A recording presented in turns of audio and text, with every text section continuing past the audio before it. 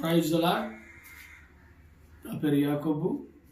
ఒక ధనవంతుడు గురించి చెప్పుకుందాం. పరలోక రాజ్యం పోవాలని వాడు ఆశ, ధనవంతుడు. యేసు ప్రభులు వెళ్తుంటే అతన్ని కాడికి వచ్చాడు. మార్క్స్ వార్త 10వ అధ్యాయము 17వ వచనము. ఆయన బయలుదేరి మార్గమున పోవచుండగా ఒకడు పరుగెత్తుకొని వచ్చి ఆయన ఎదుట మోకాలు సంపాదకుడా, నిత్య జీవనకు వారసుడగుటకు నేనేమి చేయవలెనని ఆయనను అడిగాను. హల్లెలూయా. వీడు ధనవంతుడు, బహుధనవంతుడు, చాలా ఉన్నతమైన వాడు. వీడికి ఆశ ఎలాగైనా పరలోక రాజ్యం మనము నిద్రించినప్పుడు చేరుకోవాలని ఆశ. అందుకని యేసు ప్రభుల వారిని వెళ్ళి సద్బోధకుడా అన్నాడు. అన్నప్పుడు అతను ఒక మాట అన్నాడు, సద్బోధకుడా అనవద్దు అన్నాడు. ఎందుకంటే అన్నీ తెలిసినవాడు, సకలము తెలిసినవాడు సద్బోధకుడు. అతను దేవుని సృష్టికర్త. హల్లెలూయా. యెహోవా దేవుడు మాత్రమే అన్నీ తెలిసినవాడు. నేను అతను కుమారుణ్ణి, అతను పడుక కొరకే వచ్చిన వాడిని, నాకు అన్నీ తెలీదు, నేను సద్బోధకుడు అనవద్దు అన్నాడు.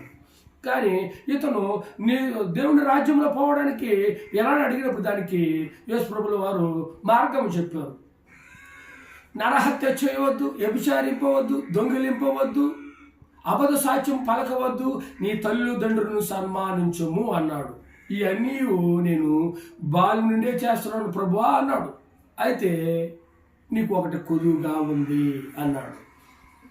నీ ధనము అమ్మి పేదలకు ఇచ్చి నన్ను అమ్మడించాడు. ఎందుకంటే వీడు కోరింది పరలోక రాజ్యం. పరలోక రాజ్యానికి పోవడానికి ఇంకా ధనముతో ఏ పని, ధనం ఎత్తుకోపోగలడా, ఈయన మోసుకోపోగలడా అతని రాజ్యానికి, దీంతో ఎత్తుకోపోగలడా, పోలాడు. అందుకని అమ్మి పేదలకు ఇచ్చి నన్ను అమ్మడించాడు.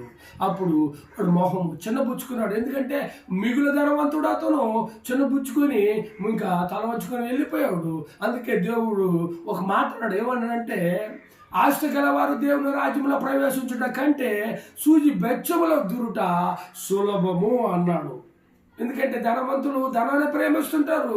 ఇక ఒక 10 లక్షలు ఉన్నాయా, 10 కోట్లు ఉన్నాయా, ఇంకా 20 కోట్లు చేయాలా, ఇంకా 20 కోట్లు ఉన్నాయా, 50 కోట్లు చేయాలని ధనాన్ని ప్రేమించి ధనంతో ఏం చేస్తున్నామో తెలియక, ఏ పాపం చేస్తున్నామో తెలియక, ఎలాగో మన బతుకుతున్నా తెలియక వాళ్ళు జీవించి ఇంక చనిపోయినాక నరకానికి పోతారు. అందుకని ఆయన అమ్మి బీదలకు ఇచ్చి రమ్మని నన్ను అమ్మడించమంటే వాడు మొహం చిన్న బుచ్చుకొని వెళ్ళిపోయాడు. అందుకని ఆస్తి గలవాడు పరలోక రాజ్యంలో చేరుట కష్టమన్నాడు దేవుడు. అందుకనే కష్టపడే లోపల, ఆ దేవుడు కష్టపడే లోపల వీడు ఇంకా అందరూ వారు కూడా వాళ్ళు ప్రభులు ఎమ్మడిచ్చిన వాళ్ళు యేసు ప్రభులు కూడా ఆశ్చర్యంగా